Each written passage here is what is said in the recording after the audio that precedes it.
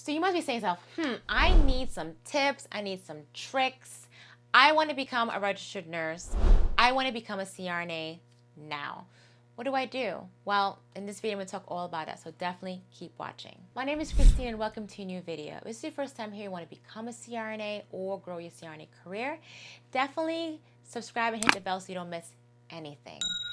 So I'm here to provide you with tips and tricks of how to become a CRNA because I want you, if you are passionate, you want to do anesthesia, you want some variety in your life, you want a really great career and a lot of stability, I definitely feel this is a career for you. Watch my videos. I have a ton of information videos about, why I love becoming a CRNA, salaries, etc. But it's up to you to do your homework. I'm here to get all the information, do the research for you, and provide it to you. But you just gotta do your homework, watch the videos, because I'm here for you, because I know that you can become a CRNA. I believe it. I did it. I did it thinking that I wasn't smart enough. I did it when I had negative, people around me who didn't believe in me at one point in my life. I did it when I tried to apply to a nursing program, and yes, I got accepted into the school, but I didn't directly get accepted into the nursing program, and had to fight my way, do really well, do some tips and tricks just to become a registered nurse. I did it even switching, wanted to become an acute care nurse practitioner, ended up changing into becoming a CRNA, totally switching my advanced practice nursing career. And you got to remind yourself that tips and tricks are here for you. Like, you need to know them, because I had to do a lot of the homework myself when I was becoming a nurse, becoming a CRNA, and I didn't have the support that we have nowadays with YouTube, with, the internet. There wasn't a lot of information out there. I feel like becoming a CRNA is like a little secret career that I feel everyone should know about, because it's such a beautiful career. And I have videos on why I love becoming a CRNA, and definitely check that out, because it kind of gives you some information if maybe this is for you, because CRNAs are the top paying advanced practice nurses. Of course, you could be an advanced practice nurse, maybe a nurse practitioner, you could be making well over what a CRNA is making, but on average, looking at the career in nursing, advanced practice nurses, for example, CRNAs are the highest paid. When you look at midwives making $112,000 a year, this is on average, right? Compared to nurse practitioners making $120,000 a year. Now, looking at CRNAs, we're making well over $195,000 a year, and that's average for 2021 to 2022. And that salary number is going up. When you look at becoming a registered nurse, for example, salaries approximately, $73,000 a year, while in certain states like California, you could be a registered nurse making $120,000 a year. That is amazing. You know what I mean? But becoming a CRNA, $195,000 a year is like, whoa, that is amazing. So how can I do that? Christine, tell me now. I'm here for you. First step. Of course, you graduate high school, you're saying to yourself, I want to become a registered nurse, right? Or I want to become a CRNA. Or maybe you are a registered nurse. Before all of that, you need to become a registered nurse, for example. You either can go for a 2-year degree to become an associate's prepared registered nurse. You go ahead and become an associate's prepared registered nurse. Get some experience as an ICU nurse, because some institutions will accept associates prepared registered nurse into the ICU.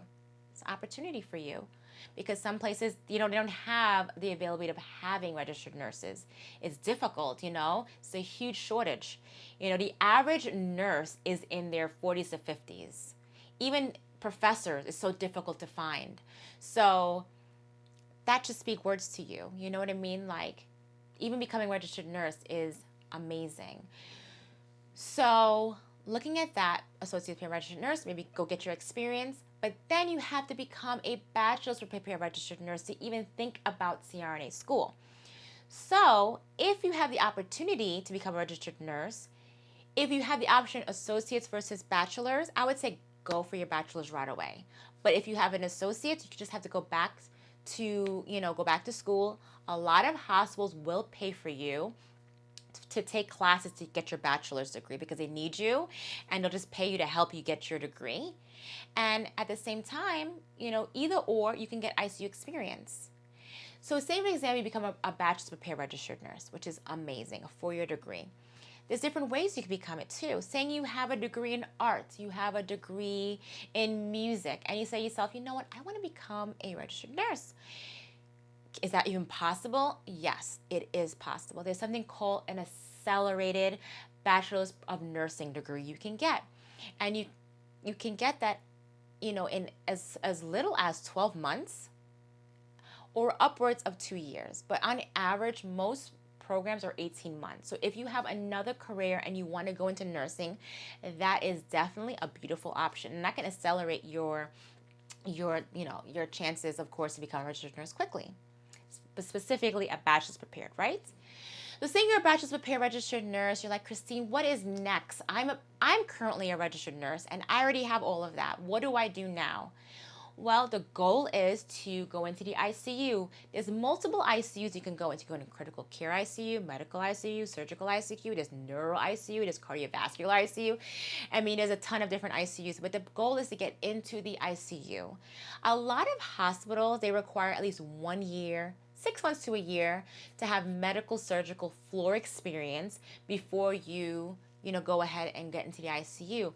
But there are a bunch of teaching institutions that are doing something called a nurse residency program, where you graduate your bachelor's of nursing and you're a registered nurse and you have a bachelor's degree and you're a graduate nurse. They will actually take you on and basically orient you for 3 to 6 months, more than likely 6 months to a year, and they'll orient you to basically become a critical care nurse. But at the same time, they're orienting you as well as providing you support, and you're still working as a registered nurse and getting paid registered nurse salary. And pretty much within that year, you're getting your experience. So now you say, Christine, all right, I've been in the ICU now. You need, how much ICU experience do I need? Well, technically, you need just 1 year, but on average, to get accepted into a CRNA program, it's upwards of 5 years of experience. But honestly, I have a couple of friends who did 1 year of ICU experience and got accepted into a CRNA program, went through the program, and are currently CRNAs. So that you can definitely do within 1 year. You can get accepted into a program. But on average, it's about 5 years, plus or minus, okay? Now you say, Christine, I have, 3 to 5 years of experience, or I have 1 year of experience, and I'm actually ready to go ahead and look at a CRNA program. All right, I got you. I have a bunch of videos on CRNA interviewing, like preparations for CRNA school, study techniques, salaries, and more. So I definitely recommend you checking those videos out. Even how to do your essay, like, those type of things. Should I shadow? Yes, you should shadow. But yeah, I have videos on that.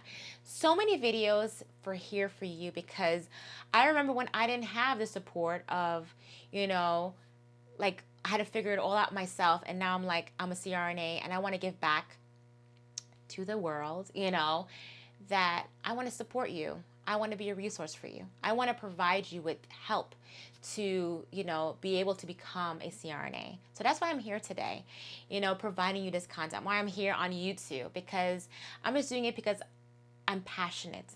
I love this. I love sharing information. I love being a mentor. I love teaching. I love precepting. Even in my hospital, I love precepting, and I'm not perfect. There's so much to learn, so much to grow. But at the same time, I really want to share this information because I'm currently a CRNA, an experienced CRNA. And so I got you.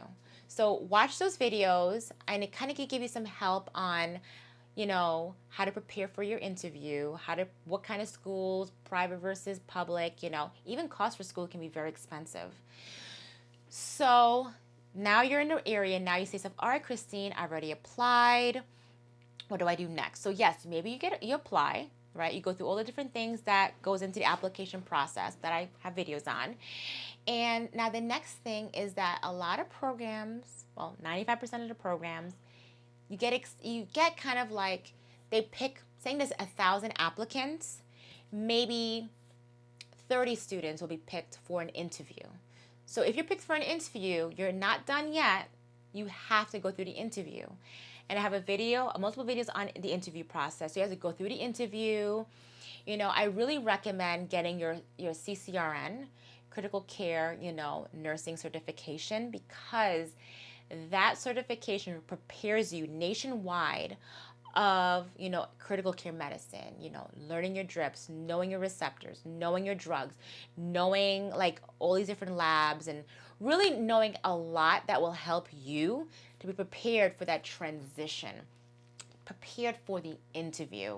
Because a lot of programs will ask you a ton of questions on critical care medicine. Then they'll ask you social questions about you. Then they may maybe not even do that. They may just want to see if you're a fit for their program, And so you got to do that. And after those 30 applicants, so you have 1,000, out of 30 applicants, maybe 10 students are picked to be accepted into the program. Because a lot of times it's not, so in nursing, there's such a huge shortage, right? But on average, in nursing, in the career of nursing, is about 4.3 million registered nurses, right? When you think about CRNAs, there's about 60,000 on average, CRNAs out there today. So it's even harder. So even though, yes, I want to go into this program, there's such a shortage in professors and, clinical preceptors as well. Not clinical preceptors, but like, for example, just nurses who are teaching in, being out there teaching. It's such a shortage in that, okay? So now even the CRNA programs is even more restorative, because now you have only 60,000 CRNAs. Now what a percentage of CRNAs that are teaching is even a smaller number. And now the programs are switching from master's to doctoral. So thinking of a program like, for example, for me, I was a master's prepared CRNA, which is 2.5 years. Some schools are 2 years, but mine was 2.5 years.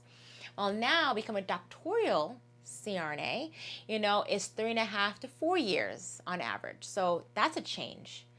So you're like, that's interesting. So you got to think about that too, And so it's such a even smaller number of schools to become a CRNA. So that's why it's so competitive. It could be even more competitive to be even becoming a doctor. CRNAs actually could be a little bit more competitive because of the numbers are so, the schools are so limited.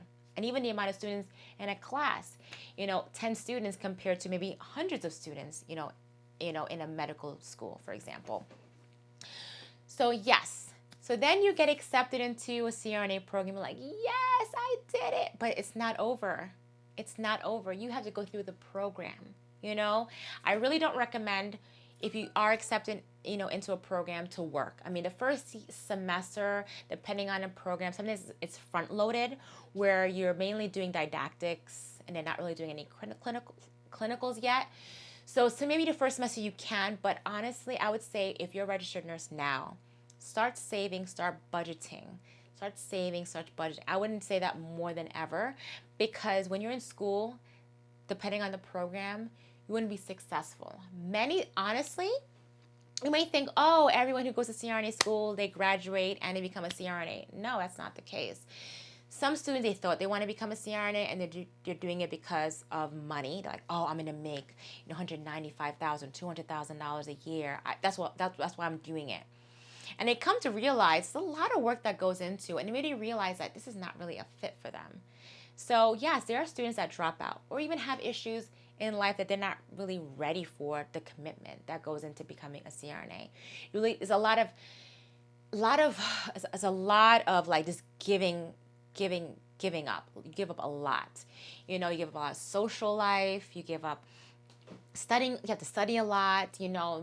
For example, for me, I had a newborn baby when I started CRNA school, and sometimes I think to myself, man, if I had, waited until after, I graduated and then had a baby. But I'm actually very happy that I went through the program right away. It taught me a lot about time management. I learned how to study. I learned, mentally, to be mentally strong and resilient.